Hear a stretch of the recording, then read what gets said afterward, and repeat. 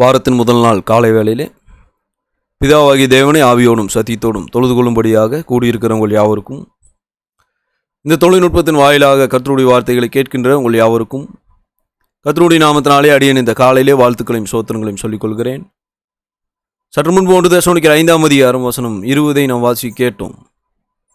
சிறப்பு. இந்த நாளிலே நாம் கற்றுக்கொள்ளக்கூடிய நம்முடைய பாடமானது, நம்ம ஒவ்வொரு முறை வேத வாக்கியங்கள் போதிக்கப்படும் போதும், வேத வாக்கியங்களை நாம் வாசிக்கும் போதும், வேத வாக்கியங்களின் மீது நாம் வாஞ்சை உள்ளவர்களாக இருக்க வேண்டும் என்பதை குறித்து நாம் கவனிக்கவிருக்கின்றோம். நாம் சங்கீதம் 33ஆம் அதிகாரத்தில் உள்ள தாவீதை போல வேத வாக்கியங்களை குறித்து அதிக மதிப்பாக நாம் எண்ண வேண்டியது இருக்கிறது என்பதை குறித்து நாம் கவனிக்கவிருக்கின்றோம். 1 தெசலோனிக்கேயர் 5ஆம் அதிகாரம் 20ஆம் வசனத்தில் நாம் எச்சரிப்போடு கூட இந்த பாடத்தை துவங்குகின்றோம். பவுல் இங்கே தெசலோனிக்கேயரை எச்சரிக்கின்றார், தீர்க்க தரிசனங்களை அற்பமாக எண்ணாதிருங்கள். தீர்க்க தரிசனங்கள் போது பவுல் எதை குறித்து பேசுகின்றார்? அவைகள் எல்லாம் தேவனுடைய வார்த்தைகளாக இருக்கிறது. பாருங்க, அந்த அற்பமாக எண்ணாதிருங்கள் என்கிற வார்த்தைக்கான கிரேக்க வார்த்தையானது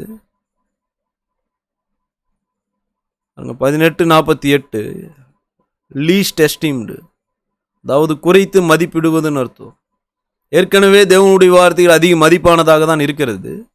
அந்த வார்த்தைகளை நாம் கேட்கும்போது, அந்த வேத வாக்கியங்களை நாம் பார்க்கும்போது அவைகளை குறைத்து நம்ம மதிப்பிடக்கூடாதுன்றார். என்றால் அவைகள் ஏற்கனவே மதிப்பாக தான் இருக்குது. சங்கீதம் 33ஆம் அதிகாரத்தில் நாம் கவனிக்கும் போது தேவனுடைய வார்த்தைகள் வல்லமை உள்ளது, அது மதிப்பானது என்ற விஷயத்தை தாவீது தெளிவாக புரிஞ்சிட்டு இருக்கிறார். பவுல் அந்த விஷயத்தை புரிஞ்சிட்டு இருக்கிறாரு. அதனால தான் அந்த விஷயத்தை புரிந்து கொள்ளும்படிக்கு தெசலோனிக்கேயரை அவர் உற்சாகப்படுத்துகிறார். தீர்க்க தரிசனங்கள் ரொம்ப மதிப்பானதாக இருக்கிறது. அந்த தீர்க்க தரிசனங்களை நீங்கள் அற்பமாக எண்ணக்கூடாது. சங்கீதம் 33ஆம் அதிகாரத்தில் நாம் கவனிக்கின்றோம். 4வது வசனத்தை நாம் வாசிக்கும்போது, கர்த்தருடைய வார்த்தை உத்தமமும் அவருடைய செய்கைகள் எல்லாம் சத்தியமாக இருக்கிறது. 9ஆம் வசனத்தில் சொல்கிறாரு, அவர் சொல்ல ஆகும், அவர் கட்டளையிட நிற்கும். தேவனுடைய வார்த்தைகள் வல்லமையுள்ளதா? அவர் சொல்ல ஆகும்ன்றார், அவர் கட்டளையிட நிற்கும். 4ஆம் வசனத்தில் சொல்கிறாரு, கர்த்தருடைய வார்த்தை உத்தமமானது. தேவனுடைய வார்த்தைகள் தான் மனுஷனை சரியாக நடத்து இல்லையா? வேத வாக்கியங்களே நம்ம கொடுக்கப்படாவிட்டால் எது சரி எது தப்புன்ற விஷயத்தை மனுஷன் எப்படி அறிந்து கொள்ளுவான்? ஆதாம் ஏவாளுக்கு தேவன் பேசப்பட்ட பிரமாணத்தை கொடுத்திருந்தார். தேவனுடைய வார்த்தைகள் தான் அது. பாருங்க, தோட்டத்தில் உள்ள சகல கனிகளை புசிக்கலாம், நடுவில் இருக்கிற கனி புசிக்க கூட தொடவக்கூடாதுன்னு தேவனுடைய வார்த்தை அது. அந்த காரியத்தை அவங்க மீறின போது பாருங்க, அவங்க பாவம் செஞ்சாங்க, ஆவிக்குரியவைகளை மறிச்சாங்க. அதே போல இஸ்ரவேல் ஜனங்களுடைய விஷயத்தில் நம்ம வரும்போது, இந்த காரியத்தை நீங்கள் செய்யக்கூடாது, இந்த காரியத்தை நீங்கள் செய்யுங்கன்னு சொல்லிட்டு தேவன் உங்களுக்கு பிரமாணத்தை கொடுத்திருந்தார். அவை எல்லாம் தேவனுடைய வார்த்தைகள் தான். அவங்களுக்கு தீர்க்க தரிசனங்களும் இருந்தது. ஆனால் அப்படி கர்த்தருடைய வார்த்தைகள் அவர் கொடுக்கப்பட்ட போது அவங்க அதன் முக்கியத்துவத்தை உணர்ந்து கொள்ளல. அந்த மக்கள்லாம் ஆதாம் ஏவாள் அதை புறக்கணிச்சிருக்கிறாங்க. அவைகள் எல்லாம் அவருடைய வார்த்தையில் அப்பமா எண்ணுவதில் ஒரு பாகம்தான். இஸ்ரவேல் ஜனங்களுக்கு தேவன் கொடுத்த வார்த்தைகள் இஸ்ரவேல் ஜனங்கள் எப்படி பதிலளிச்சாங்க? யூதா இஸ்ரவேல்னு ராஜ்யம் பிளவுபட்ட போது அவங்களுடைய நிலையை குறித்து கவனிச்சோன்னா, கர்த்தருடைய வார்த்தையில் போதிக்கும்படி தீர்க்கதரிசிகள் போகும்போது தீர்க்கதரிசிகளை கல்லெறி பார்க்குறாங்க. அவங்க இஸ்ரவேல் ஜனங்கள் இடத்துல கர்த்தருடைய வார்த்தையில் தீர்க்கதரிசிகள் கொண்டு போன போது அந்த வார்த்தையில் கேட்கும்போது என்னவோ சும்மா கேட்டுட்டாங்க. அவங்க பிற்பாடு சொன்னாங்க, இந்த வார்த்தைகளை கேட்கறதுக்கு எங்களுக்கு பிடிக்கலையேன்னா. யூதா ஜனங்கள் அதே மாதிரி தான் செஞ்சாங்க. எரேமியா போயிட்டு போதிக்கிறாரு. எரேமியா போதிக்கும் போது கேட்கும்போது என்னவோ கேட்டுட்டாங்க. அதன் பிற்பாடு அவங்க அவங்கள பார்த்து சொன்னாங்க, நீ போதிச்சதன்படி நாங்கள் செய்ய மாட்டோம். எங்களுக்கென்று சுய வார்த்தைகள் எங்களால் பேச முடியும் தான், நாங்கள் பேசுவோம். எங்களுடைய வார்த்தையின்படி நாங்கள் செஞ்சுட்டு போகிறோமே, நீ சொல்கிறது எங்களுக்கு தேவையில்லைன்னாங்க. பாருங்க, அவங்க இப்படி பேசின அந்த வார்த்தைகள் எரேமியாவுக்கு என்ன சொல்லியிருக்கும்? அவங்க எரேமியாவையே அங்கே புறக்கணிக்கல. எரேமியா என்ன பேசினாரோ அது நிமித்தமாக தான் எரேமியாவை அவங்க புறக்கணிச்சாங்க. அப்போ அவங்க என்ன செஞ்சுருக்கிறாங்க? கர்த்தருடைய வார்த்தைகளை தான் அவமதிச்சாங்க. பாருங்கள், அப்போ நான் உங்களுக்கு ஒரு விஷயத்த சொல்கிறேன், நான் அந்த விஷயத்தையும் உங்களுக்கு சொல்லுவதுக்கு முன்னால் வரைக்கும் நீங்கள் எங்கள் மேலே பிரியமாக இருக்கிறீங்க. அதை நான் சொன்னதுக்கப்புறம் நீங்கள் என்னை அற்பமாகன்றீங்க. அப்போ உண்மையாகவே நீங்கள் எது நிமித்தமாக என்னை அற்பமாகன்றீங்க? நான் என்ன உங்களுக்கு சொன்னனோ அதனால தான். அப்போ உண்மையாகவே நீங்கள் என்னையே அற்பமாகன்றீங்களா? இல்லை, நான் எதை சொன்னனோ அதை தான் அற்பம் பண்ணிட்டு இருக்கிறீங்க. நீங்கள் 5ஆம் வசனத்தில் 1 தெசலோனிக்கேயரில் நம்ம கவனிச்சிருக்கிறோம், தீர்க்க தரிசனங்களை தேவனுடைய வார்த்தைகளை அற்பமாக எண்ண வேண்டாம், அது எச்சரிப்பு. அது ஏன் அப்படிங்கிறத நம்ம புரிஞ்சுக்க வேண்டியது இருக்குது. 2 பேதுரு 1ஆம் அதிகாரத்தில் நம்ம கவனிக்கும்போது, வேத வாக்கியங்கள் மனுஷனுடைய வார்த்தைகள் அல்லது தேவனுடைய வார்த்தைகள். 2 பேதுரு 1ஆம் அதிகாரம் 19 to 20 வரை நம்ம கவனிப்போம்னா, அதிக உறுதியான தீர்க்க தரிசன வசனம் நமக்கு உண்டு. பொழுது விடிந்து விடிவெளி உங்கள் இருதயங்களில் உதிக்கும் அளவும் இருளுள்ள ஸ்தலத்தில் பிரகாசிக்கிற விளக்கை போன்ற வசனத்தை கவனித்திருப்பது நலமாயிருக்கும். வேதத்தில் உள்ள எந்த தீர்க்க தரிசனம் சுயத்தோற்றமான பொருளை உடையதாயிராது என்று நீங்கள் முந்தி அறிய வேண்டியது. தீர்க்க தரிசனமானது ஒரு காலத்திலும் மனுஷனுடைய சித்தத்தினாலே உண்டாகவில்லை. தேவனுடைய பரிசுத்த மனுஷர்கள் பரிசுத்த ஆவியினால் ஏவப்பட்டு பேசினார்கள். 20ஆம் வசனத்தில் முன்பதாகவே அறிந்திருக்க வேண்டிய விஷயம் என்னவாக இருக்கிறது? வேதத்தில் உள்ள எந்த தீர்க்க தரிசனம் போது அந்த எந்த என்ற வார்த்தை ஒவ்வொருன்னு இருக்குது. இப்போ வேதத்தில் உள்ள ஒவ்வொரு தீர்க்க தரிசனமும் வேத வாக்கியங்களும் சுய தோற்றமான பொருளை உடையதா இராது. அதை நம்ம முந்தி அறியணுன்ற 21ஆம் வசனத்தில் அவைகளெல்லாம் எப்படி வந்திருக்குது? மனுஷனுடைய சித்தத்தினாலேயோ இல்லை மனுஷன் பேசினாலேயோ தீர்க்க தரிசனம் வேத வாக்கியம் வந்துருச்சா? 21ஆம் வசனத்தில் பரிசுத்த ஆவியினால் பரிசுத்த மனுஷன் ஏவப்பட்டு பேசினாங்க. தேவனுடைய வார்த்தையில் அப்போ எப்படி வந்திருக்குது? மனுஷனால் கொடுக்கப்பட்ட ஒன்றா அது? இயேசு கிறிஸ்து தேவனுடைய வார்த்தைகளை பிதாவிடமிருந்து பெற்றுக்கொண்டார்ன்றாரு. பரிசுத்த ஆவியானவர் நான் போன பிற்பாடு வருவார், அவர் என்னுடைய இதிலிருந்து எடுத்து உங்களுக்கு அறிவிப்பார்னு அப்போஸ்தலரில் இயேசு திடப்படுத்துகிறாரு. அப்போ இயேசு கிறிஸ்துவினுடைய இதிலிருந்து பரிசுத்த ஆவியானவர் எடுத்து அப்போஸ்தலருக்கு அறிவிப்பார்னா என்னத்தை எடுத்து அறிவிப்புது பார். இயேசு கிறிஸ்து என்ன தேவனிடமிருந்து பெற்றுக்கொண்டாரோ அதை தான் பரிசுத்த ஆவியானவர் அவரிடமிருந்து எடுத்து அறிவிக்க போகிறார். இயேசு தேவனிடமிருந்து அவருடைய வார்த்தைகளை பெற்றுக்கொண்டார். தேவனிடமிருந்து இயேசு பெற்றுக்கொண்ட வார்த்தைகளை அப்போஸ்தலர்களுக்கு பரிசுத்த ஆவியானவர் அறிவிக்க போகின்றார். பரிசுத்த ஆவியானவர்களால் ஏவப்பட்டு யாரெல்லாம் இங்கே பேசுகிறாங்க? 21ஆம் வசனத்தில் பரிசுத்த மனுஷர்கள்ன்றார். அவங்க யார்? தீர்க்கதரிசிகள், அப்போஸ்தலர்கள். அப்போ அப்போஸ்தலர்கள், தீர்க்கதரிசன பேசிகள் ஒவ்வொரு வார்த்தைகளும் யாருடைய வார்த்தைகளாக இருக்குது? அப்போ இதெல்லாம் இயேசு தேவனிடமிருந்து பெற்றுக்கொண்ட தேவனுடைய வார்த்தைகள். அந்த வார்த்தைகளை தான் அப்போஸ்தலர் மூலமாக பரிசுத்த ஆவியானவர் பேசுகிறார். அப்போஸ்தலர்களே பேசல, தீர்க்கதரிசிகளே பேசல, ஆவியானவர் தான் அவங்கள ஏவி பேசுகிறார். மத்தேயு 10ஆம் அதிகாரம் 20ஆம் வசனத்தில் அப்போஸ்தலர்கள் எப்படி பேசினார்கள்? மத்தேயு 10ஆம் அதிகாரம் 20ஆம் வசனம். அவங்களே அவங்களுக்கு தோணுனதெல்லாம் பேசிகிட்டு இருந்தாங்களா? பேசுகிறவர்கள் நீங்கள் அல்ல, உங்கள் பிதாவின் ஆவியானவரே உங்களிலிருந்து பேசுகிறவர். பாருங்கள், அப்போ தீர்க்க தரிசனமானது தேவனுடைய வார்த்தையானது சுயமாக வரவில்லை. அவையெல்லாம் தேவன் பரிசுத்த ஆவியானவரால் கொண்டு வந்தாருன்னா எப்படி பரிசுத்த ஆவியானவரால் கொண்டு வந்திருக்கிறார்? பரிசுத்த ஆவியானவர் அப்போஸ்தலருடைய வாயை பயன்படுத்த 20ஆம் வசனத்தில் அப்போஸ்தலர்களே அவங்களுடைய வாயிலிருந்து பேசல, பரிசுத்த ஆவியானவர் தான் அவங்களுடைய வாயிலிருந்து பேசுகிறார்.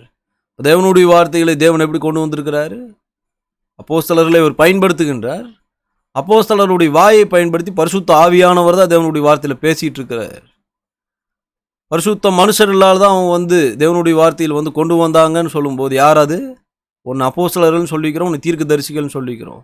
அப்போஸ்தலர்களுக்கு இங்கே நிருபணத்தை காட்டியிருக்கிறோம், அவங்களே பேசல, பரிசுத்த ஆவியானவர் அவங்களுடைய வாயை பயன்படுத்துகிறார். தீர்க்கதரிசிகள் 2 சாமுவேல் 23ஆம் அதிகாரம் 2ஆம் வசனத்தில் கவனிக்கும் போது தாவீது சொல்கிறாரு. 2 சாமுவேல் 23:2 நம்ம கவனிக்கும் போது தாவீதே பேசினாரா கர்த்தருடைய வார்த்தைகளை? கர்த்தருடைய ஆவியானவர் என்னை கொண்டு பேசினார், அவருடைய வசனம் என்னுடைய நாவில் இருந்தது. உண்மையாகவே தாவீதுடைய வாயிலிருந்து வந்த வார்த்தையெல்லாம் தாவீதுடைய வார்த்தையவே தாவீது பேசிட்டாரா? அவனுக்கு ஒரு காரியத்தை கவனத்தில் வச்சுக்கோங்க. அப்போஸ்தலர் 2ஆம் அதிகாரம் 29 கவனிச்சிங்கன்னா தாவீது ஒரு தீர்க்கதரிசி. அப்போ தீர்க்கதரிசிகளை கொண்டு தேவன் எப்படி தம்முடைய வார்த்தையில் கொண்டு வந்தார்? தீர்க்கதரிசிகளுடைய வார்த்தைகளையே தேவன் இங்கே பதிவு செய்யலை. 2ஆம் வசனத்தில் தாவீது சொல்கிறாரு, கர்த்தருடைய ஆவியானவர் என்னை கொண்டு பேசினார். எப்படி பேசியிருக்கிறார்? தாவீதுடைய வாயை அவர் பயன்படுத்தினார். அப்போஸ்தலர் மூலமாக, தீர்க்கதரிசிகள் மூலமாக கர்த்தருடைய வார்த்தைகள் வந்ததுன்னா எப்படி வந்திருக்குது? பரிசுத்த ஆவியானவரால் அவங்க ஏவப்பட்டு பேசினாங்க. அவங்களுடைய வாயை பரிசுத்த ஆவியானவர் உபயோகிச்சார் இல்லையா? அதான் நம்ம 2 பேதுரு 1ஆம் அதிகாரத்தில் கவனிச்சுட்டு வரோம். தீர்க்க தரிசனம் சுயமாக வரல, தேவனுடைய வார்த்தைகள் சுயமான மனுஷனுடைய வார்த்தைகள் இல்லை. வேறெல்லாம் இயேசு கிறிஸ்து தேவனிடமிருந்து பெற்றுக்கொண்டார். இயேசு தேவனிடமிருந்து பெற்றுக்கொண்ட எல்லா வார்த்தைகளும் பரிசுத்த ஆவியானவர் இயேசுவிடத்திலிருந்து எடுத்து பேசினார். எப்படி பேசினார்? அப்போஸ்தலர் தீர்க்கதரிசிகள் வாயின் மூலமாக. இப்போ இன்றைக்கு நமக்கு வேதாமத்தில் உள்ள வேத வாக்கியங்கள் எல்லாம் எப்படி வந்திருக்குது? தேவன் தான் கொடுத்துருக்கிறார். அது மனுஷனுடைய வார்த்தைகள் அது இல்லை. அப்போ ஏன் மனுஷன் இல்லாத அவமதிக்கிறாங்க பாருங்க. இவ எல்லாவற்றையும் மனுஷங்க புரிஞ்சுக்காமல் இருக்கிறாங்க. தாவீது இதை சிறப்பாக அறிந்திருந்தார். அதனால தான் சங்கீதம் 33 அதை குறித்து பாடல் பாடுறாரு. கர்த்தருடைய வார்த்தை உத்தமமானது, அவர் சொல்ல ஆகும், அவர் கட்டளையில் நிற்கின்றார். தாவீது அதன் முக்கியத்துவத்தை உணர்ந்து கொண்டிருந்தார். அதனால தான் தாவீது அதை கற்றுக்கொள்வதில் அதிக வாஞ்சியை காண்பிச்சார் இல்லையா? பிரமாணத்தை கற்றுக்கொள்வதற்கு தாவீது எவ்வளோ விருப்பம் இல்லாமல் இருந்தார். எந்த சமயம் வாய்த்தாலும் தேவனுடைய பிரமாணத்தை கற்றுக்கொள்வதில் ஆர்வம் காட்டினார் தாவீது. அப்போ இன்றைக்கு மனிதர்கள் வேத வாக்கியங்கள் போதிக்கப்படும் போது தேவனுடைய பிரமாணங்களை நம்ம காண்பிக்கும் போது அதை குறித்து விருப்பம் இல்லாமல் இருக்கிறாங்க. அதையே அவங்க குறைத்து மதிப்பிடுறாங்க. 2 பேதுரு 1:19-21 அவங்க புரிஞ்சுக்காமல் இருக்கிறாங்க. இதுவும் ஒரு வார்த்தைகள் ஒன்று தான் யோசிக்கிறாங்க அவங்க. பாருங்க, மற்ற புஸ்தகங்கள் உள்ள வார்த்தைகளைப் போல வேதாகம் இருக்கிறதா? பாருங்க, எவ்வளோ காரியங்கள் தேவன் அதில் நடப்பிச்சிருக்கிறார். கர்த்தருடைய வார்த்தையில் எவ்விதமாக அவர் கொண்டு வந்திருக்கிறார். பாருங்க, தீர்க்கதரிசிகள் வந்து பரிசுத்த ஆவியானவரால் ஏவப்பட்டு பேசும்போது எவ்வளோ கடினமான நிலையில் இருந்திருக்கிறாங்க. எல்லாவற்றையும் தாண்டி தான் தேவன் அவருடைய வார்த்தையை கொடுத்துருக்கிறார் இல்லையா? அப்படியானால் ஏற்கனவே அந்த வார்த்தைகள் மதிப்பாக தான் இருக்குது. அந்த வார்த்தையில் ஏன் குறைத்து மதிப்பிடுறாங்க? ஏனென்றால் அதன் முக்கியத்துவத்தை மனிதர்கள் உணர்ந்து கொள்ளாமல் இருக்கிறாங்க. 2 தீமோத்தேயு 4:2-4 மனிதர்கள் வேத வாக்கியங்களை குறைத்து மதிப்பிடுவதற்கு மற்றொரு காரணம் இருக்குது. அது என்னன்னு தான் 2 தீமோத்தேயு 4 நம்ம கவனிக்கணும். 2 தீமோத்தேயு 4:2-4 வரை கவனிக்கும் போது, சமயம் வாய்த்தாலும் வாய்க்காவிட்டாலும் ஜாக்கிரதையாக திருவசனத்தை பிரசங்கம் பண்ணு, எல்லா நீடி சாந்தத்தோடும் உபதேசத்தோடு கண்டனம் பண்ணி கடிந்து கொண்டு புத்தி சொல்லு. ஏனென்றால் அவர்கள் ஆரோக்கியமான உபதேசத்தை பொறுக்கும் மனதில்லாமல் செவித்தினம் உள்ளவர்களாகி தங்கள் சுய இச்சையிலுக்கேற்ற போதலை தங்களுக்கு திரளாய் சேர்த்து கொண்டு சத்தியத்துக்கு செவி விலக்கி கட்டுக்கதையிலுக்கு சாய்ந்து போகும் காலம் வரும். அவனே இங்கே 2வது வசனத்தில் இங்கே ஒரு வகையான மக்கள் இருக்கிறாங்க. இந்த மக்களுக்கு எல்லா நேரத்திலும் தேவனுடைய வார்த்தைகளை போதிக்கும்படி தீமோத்தேயுவை பவுல் கேட்டுக்கொள்கிறார். தீமோத்தேயு அந்த வேலையை செஞ்சிருப்பாரு தான். அதை செஞ்சால் கூட 3வது வசனத்தில் அவங்க என்ன நிலையில் இருக்கிறாங்க? மக்கள் அவங்க வேத வாக்கியத்தை குறைத்து மதிப்பிடக்கூடிய நிலையில் தான் இருக்கிறாங்க. அதன் மதிப்பு என்னன்னு புரிஞ்சு கொள்ளாத நிலையில் தான் இருக்கிறாங்க. 3வது வசனத்தில் இந்த மக்களுக்கு ஆரோக்கியமான உபதேசத்தை தீமோத்தேயு போதிக்கிறாரு. அதை குறித்து இவங்க என்ன நினச்சிட்டு இருக்கிறாங்க? அதை ஏற்றுக்கொள்ள விருப்பம் இல்லை அவங்களுக்கு. அவங்க ஏன் அதை ஏற்றுக்கொள்ள விருப்பம் இல்லாமல் இருக்கிறாங்க? ஏன்னா அவங்க ஏதோ ஒரு காரியத்தை இச்சிச்சிட்டு இருக்கிறாங்க. அது இச்சைன்னு போதிக்கும் போது அந்த உபதேசம் அவங்களுக்கு பிடிக்கல. அதனால் அவங்க என்ன செய்கிறாங்கன்னா, தங்கள் சுய இச்சைக்கேற்ற போதகர்களை தங்களுக்கு திரளாக சேர்த்து கொள்ளுவாங்கன்றார். அப்போ யாரோ ஒன்று இச்சிக்கிறாரு, அது இச்சை பாவம்னு ஒருத்தர் போதிச்சாருன்னா அந்த நபரை அவங்களுக்கு பிடிக்காது. அவர் போதிச்ச அந்த உபதேசத்தையும் அவங்களுக்கு பிடிக்காது. ஆனால் இச்சையை குறிச்செல்லாம் ஒருத்தர் போதிக்கலை. மனுஷன் விரும்புவதை செய்யலான்னு ஒருத்தர் போதிக்கிறார். அப்படிப்பட்ட போதகரை தான் அவங்களுக்கு வேணும்னு அவங்க விரும்புகிறாங்க. ஏன்னு சொன்னால் 4வது வசனத்தை சத்தியத்துக்கு செவி விலக்கி கட்டுக்கதைகளுக்கு சாய்ந்து போகும் காலம் வரும்னு பவுல் ஏற்கனவே சொல்லிட்டார். சத்தியமாக ஒரு நபர் உன்னை போதிக்கும் போது அதை மனுஷனை விரும்பாமல் இருக்கிறது குறித்து அதை ஆச்சரியப்படணுமா நம்ம? இல்லை, மனுஷங்க அது தப்புன்னு நம்ம போதிச்சோன்னு சொன்னால் செவி விளக்குவாங்க தான். ஆனால் அவங்கள சந்தோஷப்படுத்தும்படியாக சில கட்டுக்கதைகள் நம்ம போதிச்சுட்டு இருந்தோம்னு சொன்னால் எவ்வளோ மனுஷங்க சபைக்கு வராமல் போவாங்க.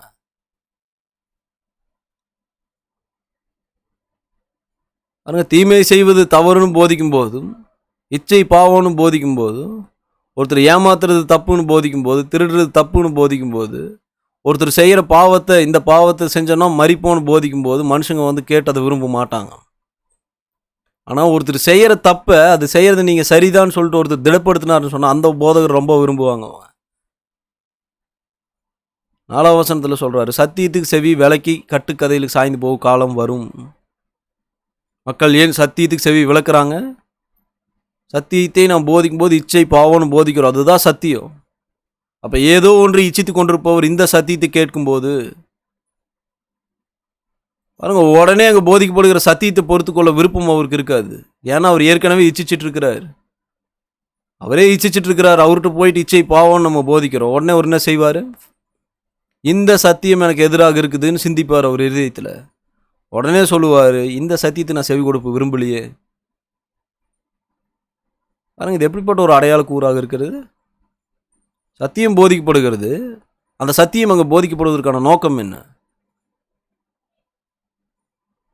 பாருங்க, ஏற்கனவே ஒருத்தர் செஞ்சுட்டு இருக்கிற தப்பை அவர் சரி செய்து கொள்ளும்படியாக தான் சத்தியம் போதிக்கப்படுது. அப்போ ஒருத்தர் ஒன்று இச்சிச்சிட்டு இருக்கிறார், இச்சை பாவம்னு போதிக்கப்படும் போது இச்சிச்சிட்டு இருக்கிற நபருக்கு வந்து அது குத்து, இது பாவமா அப்படின்னு குத்தப்படுவார் அவர். அந்த குத்தப்படுதல்னால அவர் மனம் திரும்பணும். அது நிமித்தமாக தான் சத்தியம் போதிக்கப்படுது. ஆனால் அந்த நபர் என்ன செய்கிறாரு? இது கடினமான உபதேசம்னு யோசிக்கிறார். இல்லை, இந்த இச்சை பாவம், இதை நான் ஸ்டாப் பண்ண முடியாது. இது பாவம்னு வேத வாக்கியம் போதிக்கணும், அந்த வேத வாக்கியம் எனக்கு வேண்டாம். இதை போதிக்கிற போதகருக்கு போதிக்கவே தெரியலன்னு அவர் அற்பமாக எண்ணுவார். உண்மையாகவே செய்த தவறிலிருந்து தன்னை சரி செய்து கொள்ளும்படியாக தான் சத்தியம் கொடுக்கப்படுது. ஆனால் அந்த சத்தியம் கொடுக்கப்படும் போது சத்தியத்தை போதிக்கிறவர்களையும் மக்கள் அவமதிப்பாங்கன்னு சொன்னால் அது எப்படிப்பட்ட அடையாள கூறு? அவங்க உண்மையாகவே சத்தியத்தை போதிக்கிற நபர் அவமதிக்கிறாங்களா? இல்லை, அவர் போதிக்கிறதுக்கு முன்னால் வரைக்கும் அவர் மேலே வந்து பிரியமாக தான் இருக்கிறாங்க. அவர் இச்சையும் பாவம்னு போதிச்சதுக்கு அப்புறம் வந்து அவர் அவமதிக்கிறாங்கன்னு சொன்னால் எது நிமித்தமாக அங்கே அவமதிக்கப்படுறாரு? அவர் என்ன போதிச்சாரோ அது நிமித்தமாக தான் அவமதிக்கப்படுறாரு. அப்போ உண்மையாகவே அவமதிக்கிற மக்கள் அங்கே என்ன செய்கிறாங்க? அவர் என்ன போதிக்கிறாரோ அதை தான் அவமதிக்கிறாங்க. லூக்கா 16 அதிகாரம் 13 14 பரிசேயர்களை போல இருக்கக்கூடாது. நம்ம எந்த ஊழியக்காரனும் 2 எஜமானர்கள் ஊழி செய்யக்கூடாது. ஒருவனை பகைத்து மற்றவனை சிநேகிப்பான், அல்லது ஒருவனை பற்றி கொண்டு மற்றவனை அசட்டை பண்ணுவான். தேவனுக்கு உலகப் பொருளுக்கு ஊழி செய்ய உங்களால் கூடாது என்றார். இவையெல்லாம் பொருளாசைக்காராகி பரிசேயர் கேட்டு அவரை பரியாசம் பண்ணினார்கள். கவனிங்க, இதுக்கு முன்னாலே இயேசு கிறிஸ்து போதிச்சுட்டு இருக்கிறாரு. பரிசேயர்கள் வந்து இயேசு கிறிஸ்து ஏதாவது செஞ்சுருக்கிறாங்களா? போதிக்கிற வரைக்கும் அவங்க என்ன போதிக்கிறாங்களோ அதை கேட்டுகிட்டே தான் இருக்கிறாங்க. இயேசு தொடர்ந்து போதிச்சுட்டு வர்றாரு. 13ஆம் வசனத்தில் பரிசேயருக்கு போதிக்கும் போது என்ன போதிக்கிறாருன்னா, 2 எஜமானர்கள் ஊழி செய்ய முடியாது. ஒன்று ஒருத்தனை பகைச்சு மற்றவனை சிநேகிக்கணும், இல்லைன்னா ஒருத்தனை பற்றி கொண்டு மற்றவனை அசட்டை பண்ணணும். இதுதான் வழி. மற்றபடி உலகத்துக்கும் உலக பொருளுக்கும் தேவனுக்கு ஊழி செய்ய உங்களால் கூடாதுன்றார். இதை போதிக்கிற வரைக்கும் சும்மா இருந்த பரிசேயர்கள் போதிச்ச உடனே என்ன செய்கிறாங்கன்னா, இயேசுவை பரியாசம் பண்ணுறாங்க. இப்போ ஒரு காரியத்தை கவனத்தில் வச்சுக்கொள்ளுங்க. இங்கே போதிக்கப்படுற அந்த சத்தியத்தை தான் அவங்க அவமதிச்சிருக்கிறாங்களா, இல்லை இயேசுவே அவமதிச்சாங்களா? அவங்க இயேசுவே அவமதிச்சுட்டு இருந்தாங்கன்னா அவர் போதிச்சு அந்த முதலாவது கேட்டிருக்கவே மாட்டாங்க. ஆனால் அவர் போதிக்கிறத கேட்குறாங்க, கேட்ட பிற்பாடு அவர் அவமதிக்கிறாங்க. அப்போ அவங்க நேரடியாக எதை அவமதிச்சிருக்கிறாங்க பாருங்க. நான் ஒன்று உங்களுக்கு போதிக்கிறேன், அதை போதிக்கிறதுக்கு முன்னால் வரைக்கும் நீங்கள் என்னை வந்து எதுவுமே செய்யலை. நான் அதை போதிச்சு முடித்த பிற்பாடு என்னை வந்து அவமதிக்கிறீங்க. அப்போ நீங்கள் நேரடியாக என்ன செய்கிறீங்க? அது என்னையே அவமதிப்பதில்லை, நான் என்ன போதிச்சனோ அதை அவமதிக்கிறீங்க. 13ஆம் வசனத்தில் இயேசு கிறிஸ்து என்ன போதிச்சாரோ அதை தான் பரிசேயர்கள் அவமதிச்சாங்க. அப்போ இவையெல்லாம் என்னவாக இருக்குது? கர்த்தருடைய வார்த்தைகளை குறைத்து மதிப்பிடுவதில் இவைகளும் ஒரு பாகம். அப்போ வேத வாக்கியங்கள் போதிக்கப்படும் போதும் வேத வாக்கியங்களை நான் வாசிக்கும் போதும் பாருங்க, இதை குறித்து நம்ம ரொம்ப தப்பாக யோசிச்சுட்டு இருக்கிறோம்னு சொன்னால் இது கடினமே, இதுலேருந்து என்னால் திருந்த முடியாது, இல்லை இந்த போதகர் போதிக்கிறது தப்பாக இருக்குது பாருங்கள். இப்படிப்பட்ட சிந்தனைகள் எல்லாம் எதற்கான அடையாள கூறு? இது எல்லாமே வேத வாக்கியங்களை அற்பமாக எண்ணுவதில் பாகம். யோவான் 6 அதிகாரம் 60 வசனத்தில் கர்த்தருடைய வார்த்தைகளை கேட்க விருப்பம் இல்லாமல் ஒருத்தர் இருக்கிறாரு. அது கூட கர்த்தருடைய வார்த்தைகளை அவமதிப்பதில் ஒரு பாகம்தான். யோவான் 6:60. அவருடைய சீஷர்கள் அநேகரவையில் கேட்ட பொழுது இது கடினமான உபதேசம், யார் இதை கேட்பார்கள் என்றார்கள். இங்கே சீஷர்களுக்கு இயேசு போதிச்சுட்டு இருக்கிறாரு. அவங்களுடைய நிலை என்ன இந்த கட்டத்தில்? நீங்கள் 43 கவனிச்சிங்கன்னா இயேசு அங்கிருந்தே கர்த்தருடைய வார்த்தையில் கொடுக்குறாரு. 43 சீஷர்கள் அந்த வார்த்தையில் கேட்டுட்டு தான் வர்றாங்க. 60ஆம் வசனம் வந்தாலும் உடனே சொல்லிட்டாங்க, இந்த உபதேசம் கடினமாக இருக்குது, யார் இதை கேட்பாங்க? அவனுக்கு கேட்க விருப்பம் இல்லைன்னா அவன் போய்க்கணும். யார் இதை கேட்பாங்கன்னு சொல்லும்போது கேட்கிற எல்லாரும் என்ன செய்வாங்க? அது மற்றவர்களுடைய உற்சாகத்தில் செய்தா? அப்போது ஏற்கனவே கர்த்தருடைய வார்த்தையில் போதிக்கப்படும் போது அது கேட்டிருக்கிறார் ஒருத்தர். கேட்டுட்டு அதன்படி நடக்க விருப்பம் இல்லை, அந்த உபதேசம் கடினம்னு அவர் சிந்திக்கிறாரு. அதுவே வேத வாக்கியங்கள் அற்பமாக என்றது தான். அவர் செய்கிற மற்றொரு காரியம் என்னன்னு சொன்னால், இது கடினமான உபதேசம், யார் இதை கேட்பாங்கன்னும் போது பாருங்கள், மற்றவர்களும் அவரை போலவே கர்த்தருடைய வார்த்தையில் குறைத்து மதிப்பிடும்படி அவர் மற்றவங்களை உற்சாகப்படுத்துகிறார். பாருங்கள், இது ரொம்ப மிஞ்சின தப்பு இது. அப்போது நம்ம சபையில் போதிக்கும் போது நம்ம ராஜாக்களும் ஆசாரியிலுமா இருக்கிறோன்னு போதிச்சோன்னு சொன்னால் சபையார் வந்து நம்மளை குறித்து ரொம்ப சந்தோஷப்படுவாங்க. இன்றைக்கி பிரதர் அருமையான சத்தியத்தை போதிச்சிருக்கிறாங்கன்னுவாங்க. அதுக்கு பின்னால் நம்ம இயேசு கிறிஸ்துவை போல பாடுபட்டால்தான் அவரோடு கூட ஆளுகை செய்வோன்னு போதிச்சோன்னா இது ரொம்ப கடினமாக இருக்குது. அவர் போல பாடுபடணும்னு சொன்னால் எப்படி நம்ம அதை செய்கிறது? பிரதர், இந்த உபதேசத்தின் மேல் நீங்கள் போதிக்காதீங்க பிரதர், அவர் தேவனுடைய குமாரன், அதனால் வந்து அவரால் அந்த பாடுகளெலாம் ஏற்றுக்கொள்ள முடிஞ்சுது. நான் சாதாரண மனுஷன், என்னாலலாம் அதை செய்ய முடியாது. பாருங்கள், இவையெல்லாம் தேவனுடைய வார்த்தைகள் அற்பமாக எண்ணுவதில் ஒரு பாகம்தான். நீதிமொழி 28:9 கவனிச்சோன்னா, வேதத்தை கேளாதபடி தன் செவியை விளக்குறவனுடைய ஜெபம் அருவருப்பானது என்ற தேவனுடைய வார்த்தைகள் போதிக்கப்படுது. அப்போ லகுவான, தங்களுக்கு இதமான, தங்களுக்கு ஏதுவான சத்தியத்தை மட்டும் கேட்டு எடுத்துட்டு தாங்கள் செய்கிறது தப்புன்னு போதிக்கப்படுகிற அந்த சத்தியத்தை கேட்டுட்டு இந்த சத்தியம் கடினமாக இருக்குதுன்னு ஒருத்தர் வந்து யோசிக்கிறார். அப்படிப்பட்ட நபரை குறித்து கர்த்தர் என்ன சொல்கிறார்? அவர் ஜெபமே செஞ்சாலும் அந்த ஜெபம் அருவருப்பானதுன்றார். ஏன் அவருடைய ஜெபம் அருவருப்பானதாக போகுது? ஏன்னா அவர் என்ன போதிக்கப்படுதோ அதை ஏற்றுக்கொள்ள விருப்பம் இல்லாமல் இருக்கிறார். ஏன்னா அவர் பாவத்தில் இருக்கிறார். அவர் ஏதோ ஒன்று திருடிட்டு வந்திருக்கிறாரு. இப்போ திருடர்கள் அவங்க ரொம்ப தப்பாக இருக்கிறாங்க, அவங்க செஞ்சது பாவம்னு ஒருத்தர் போதிக்கும்போது அந்த உபதேசம் அவங்களுக்கு பிடிக்காது. ஒரு முறை திருடிட்டீங்க, அடுத்த தடவை திருட வேண்டாம்னு போதிச்சா ஏற்றுக்குவாங்க அவங்க. ஆனால் திருடுறதே தப்புன்னு சொல்லி போதிச்சோன்னா ஏற்றுக்க மாட்டாங்க இல்லையா? அதனால நீதிமொழி 28:9 சொல்லுது, வேதத்தை கேளாதபடி தன் செவி விளக்கிறவனுடைய ஜெபம் அருவருப்பானது. பாருங்க, ஒரு நபர் வேதத்தை கேளாதபடிக்கு செவி எப்போ விளக்குவார்? அவர் செஞ்சுட்டு இருக்கிற பாவத்தை குறித்து நீங்கள் பாவம்னு போதிச்சிங்கன்னா அவர் கேட்க மாட்டார், விளக்குவார் தான். ஏதோ ஒன்று இச்சிச்சுட்டு இருக்கிறவர்கிட்ட போயிட்டு நீங்கள் இச்சை பாவம்னு போதிச்சிங்கன்னா அவர் எவ்வளோ சந்தோஷமாக உங்களுக்கு செவி கொடுப்பார். உண்மையாகவே மனம் திரும்பணும்னு விருப்பம் அவருக்கு இருந்ததுன்னு சொன்னால் குத்தப்பட்ட உடனே அவர் அது கேட்க விருப்பமாக இருப்பார். அதுலேருந்து எப்படி மனம் திரும்புவதுன்னு கேட்டு கற்றுக்கொள்ள அவர் வாஞ்சியாக இருப்பார். ஆனால் இச்சை பாவம்னு நீங்கள் போதிக்கிறீங்க, அந்த இச்சையிலேருந்து வெளியே வரக்கு அவருக்கு விருப்பமே இல்லை. அப்படிப்பட்ட நபருக்கு போயிட்டு நீங்கள் இச்சை பாவம்னு போதிச்சிங்கன்னா உங்களை அற்பமாக எண்ணுவார் அவர். ஆனால் அது நேரடியாக நம்மளே அற்பமாக என்றது இல்லை. அது நம்ம அதை போதிக்கிறதுனால தான் நம்மளை அற்பமாக என்றாங்க. அப்போ அவங்க செய்கிறது என்ன? அவங்க என்ன போதிக்கிறோமோ அதை அற்பமாகன்றாங்க. எரேமியா 44:16-17 கவனிக்கின்றோம். எரேமியா 44:16-17 நான் வாசிக்கும்போது, யூதா ஜனங்கள் நேரடியாக கர்த்தருடைய வார்த்தைகளை அவமதிச்சாங்க. நீங்கள் கர்த்தருடைய நாமத்தினாலே எங்களுக்கு சொன்ன வார்த்தையிலும்படி நாங்கள் உங்களுக்கு செவி கொடாமல் எங்கள் வாயிலிருந்து புறப்பட்ட எல்லா வார்த்தையிலும்படியும் நாங்கள் செய்து வானராக்கனைக்கு தூபம் காட்டி அவளுக்கு வான பலிகளை வார்ப்போம். நாங்களும் எங்கள் பிதாக்களும் எங்கள் ராஜாக்களும் எங்கள் பிரபுக்களும் யூதா பட்டணங்களும் எருசலேம் வீதிகளும் செய்தது போலவே செய்வோம். அப்பொழுது நாங்கள் அப்பத்தினால் திருப்தியாக ஒரு பொல்லாப்பை காணாமல் வாழ்ந்திருந்தோம். அவங்க ஏற்கனவே நாங்கள் கர்த்தருடைய வார்த்தைகளுக்கு செவி கொடுக்காமல் இருந்தப்போ, நாங்கள் எங்களுடைய விருப்பத்தின்படி செஞ்சுட்டு இருந்தப்போ, நாங்கள் எந்த பொல்லாப்பையும் பார்க்கல, சந்தோஷமாக வாழ்ந்துட்டு இருந்தோம். ஆனால் கர்த்தருடைய வார்த்தையின்படி கேட்டால் எங்களுக்கு துக்கம் வருதேன்னு சொல்லிட்டு இந்த மக்கள் நேரடியாக அவமதிக்கிறாங்க. 16ஆம் வசனத்தில் எரேமியா கர்த்தருடைய வார்த்தைகளை தான் போதிக்கிறாருன்னு உங்களுக்கு தெளிவாக தெரிஞ்சிருக்குது. கர்த்தருடைய நாமத்தினால தான் எரேமியா பேசுகிறாருன்ற விஷயம் உங்களுக்கு தெரிஞ்சிருக்குது. அது தெரிஞ்சிருந்தும் அவங்க எரேமியா கிட்ட சொல்கிறாங்க, நீ போதிக்கிறது கர்த்தருடைய வார்த்தை தான், ஆனால் அதுக்கு நாங்கள் செவி கொடுக்க மாட்டோம். 17 நாங்கள் எங்களுடைய வார்த்தையின்படி செவி கொடுப்போம், அதுக்கு தான் நாங்கள் செய்வோம். நாங்கள் போய் வானராக்கனைக்கு தூபம் காட்டி அவளுக்கு பான பலியில் பார்ப்போம். பாருங்கள், மெய்யான தேவன் தான்ற விஷயம் அவங்களுக்கு தெரியும். ஜீவனுள்ள தேவன் ஒருத்தர் இருக்கிறாரு, அவர் தான் நம்ம சிருஷ்டித்தவர்னு அவங்களுக்கு தெரியும். ஆனால் அவங்க என்ன செய்ய விருப்பமாக இருக்கிறாங்க? அந்த மெய்யான தேவனுடைய வார்த்தையில் எரேமியா போதிக்கிறாரு, அது எங்களுக்கு வேண்டாம். 17ஆம் வசனத்தில் எங்களுக்குன்னு சுயமாக பேச தெரியும், நாங்களே பேசுவோம், எங்களுக்கு என்ன செய்யணுமோ அது தெரியும், அதன்படி நாங்கள் செஞ்சுட்டு போகிறோமே. நாங்கள் போயிட்டு வானராக்கனைக்கு தூபம் காட்டுறோம், அவளுக்கு பான பலியில் வாக்குறோம்.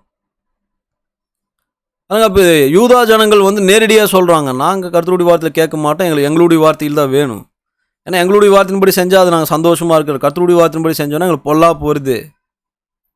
ஏற்கனவே பாவம் செஞ்சிட்ருக்கிறாங்க, அந்த பாவத்தை நாங்கள் தொடர்ந்து செய்வோம்னு சொல்கிறாங்க தைரியமாக. அதோடு கூட மற்றொரு காரியத்தையும் சொல்கிறாங்க, கர்த்தருடைய வார்த்தை எங்களுக்கு வேண்டாம், எங்களுடைய வார்த்தையில் எங்களுக்கு வேணுன்றாங்க. அப்போ அவங்க சொல்கிற அந்த வார்த்தைகளை குறித்து நம்ம என்ன சிந்திக்கிறோம்? அது எரேமியாவுக்கு என்ன சொல்லியிருக்கோம்? நேரடியாக கர்த்தருடைய வார்த்தைகளை அவமதிக்கிறது. இது நீங்கள் ஒரு வார்த்தையில் போயிட்டு போதிக்கிறீங்க, போதிக்கும் போது ஒருத்தர் சொல்கிறாரு, நீங்கள் போதிக்கிறது எனக்கு பிடிக்கவே இல்லை பிரதர், நீங்கள் இனிமேல் போதிச்சிங்கன்னா கேட்கவே மாட்டேன்றார். அப்போ அது அவர் குறித்து நமக்கு என்ன சொல்லும்? அவர் கர்த்தருடைய வார்த்தையில் அவமதிக்கிறார். ஏசாயா 30:9-14 நம்ம கவனிக்கிறோம். ஏசாயா 30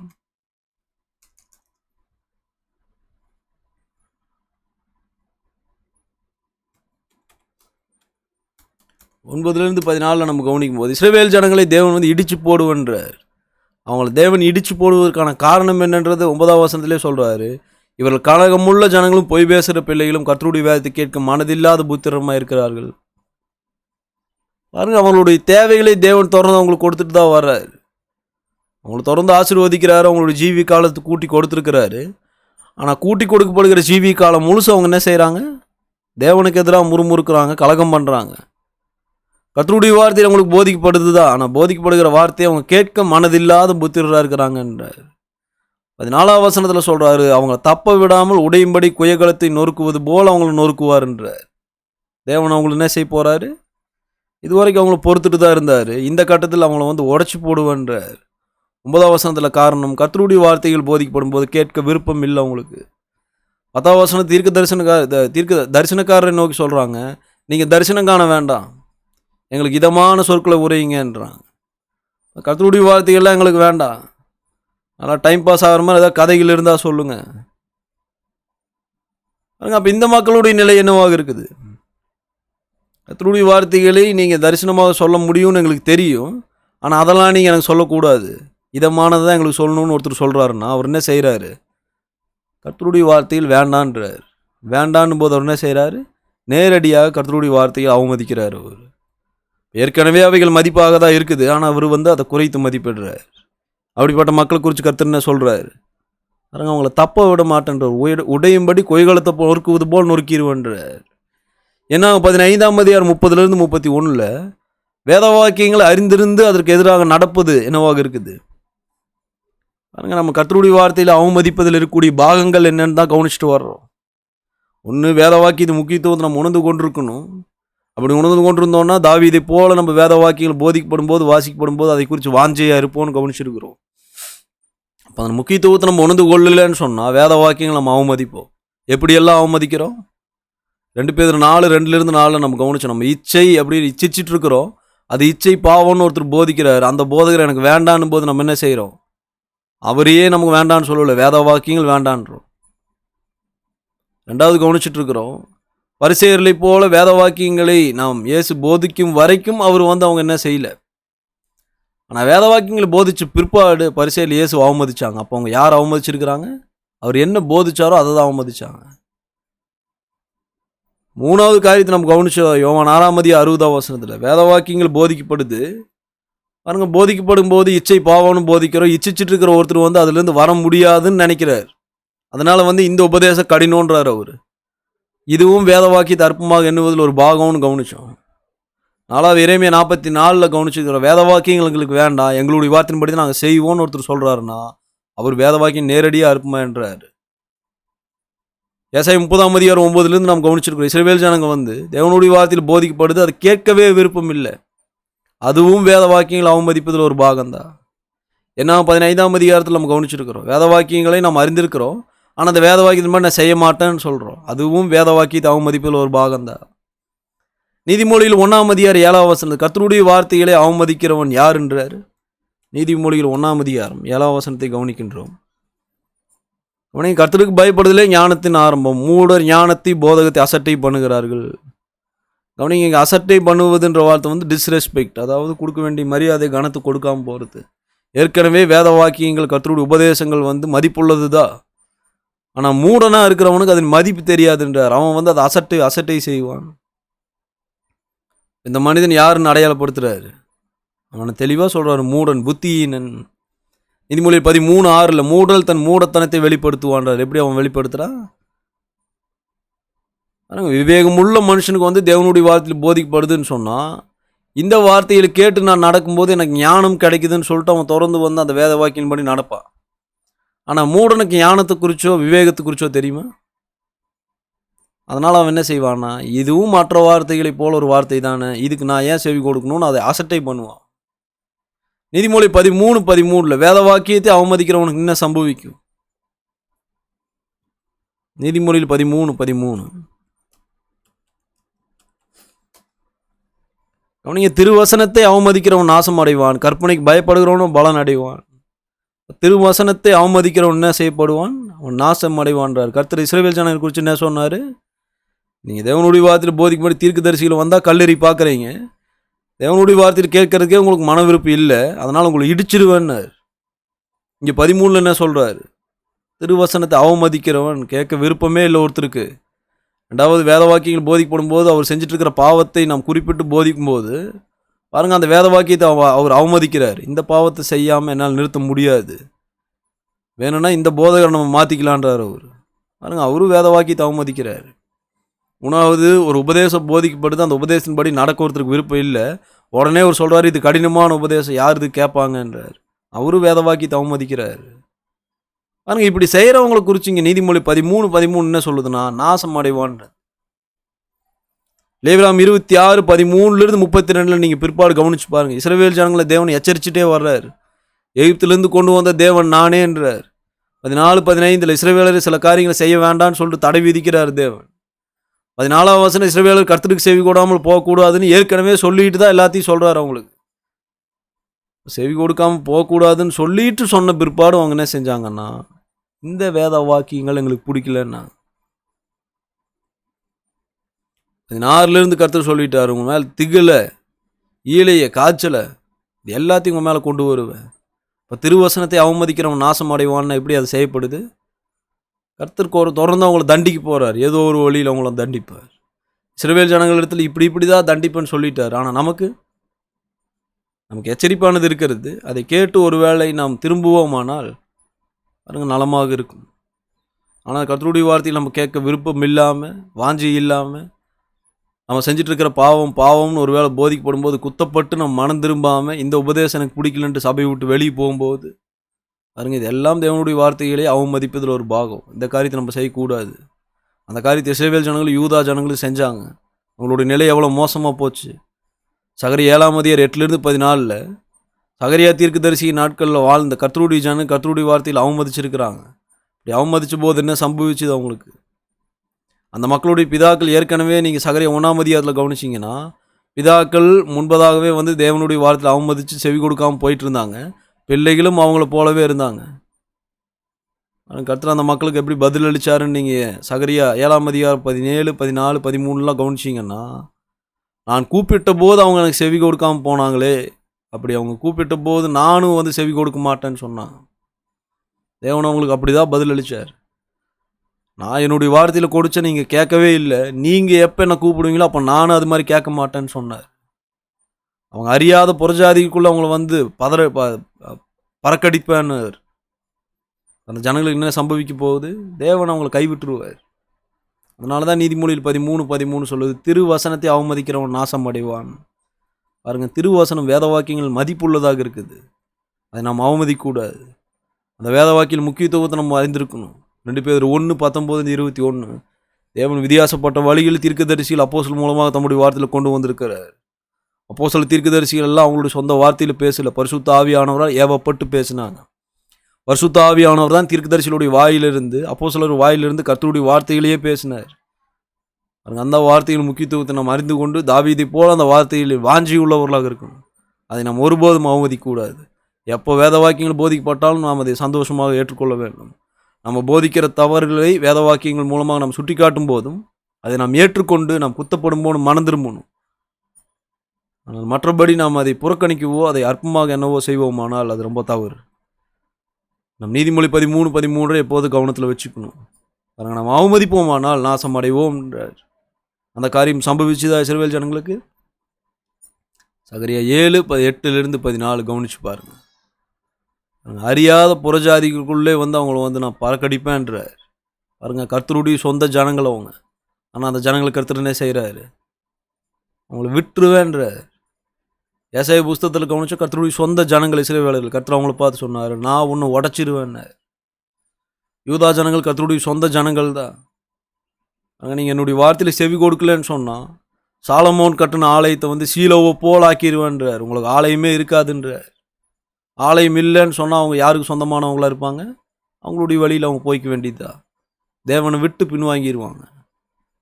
கர்த்தரை விட்டு நம்ம போகும்போது, கர்த்தருடைய வார்த்தையில் செவி கொடுக்காமல் நம்ம போகும்போது, கர்த்தர் நம்மளை விட்டு விடுறதுக்கு எவ்வளோ நேரம் யோசிக்கிறார்? உடனே சொல்கிறார், விட்டுருவேன்றார். ஆமோஸ் 2:4-5 யூதா ஜனங்கள் கர்த்தருடைய வேதத்தை வெறுத்து அவருடைய கட்டளை கை கொள்ளாமல் போன போது கர்த்தர் என்ன செஞ்சார்?